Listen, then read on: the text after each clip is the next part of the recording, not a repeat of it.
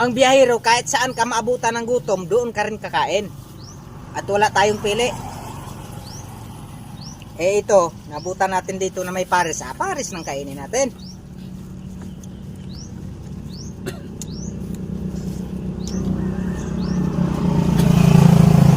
Luto pa? Kulang pa po.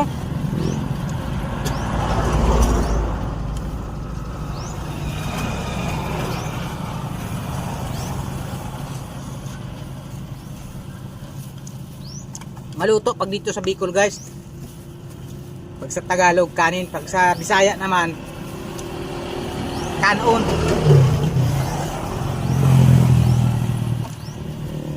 Kaya wala na kitang maluto. Wala na? Wala na. Last na iyan. Plus ito? Okay lang. Wala na.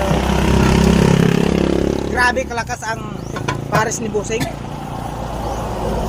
Naubusan ka agad ng kanin.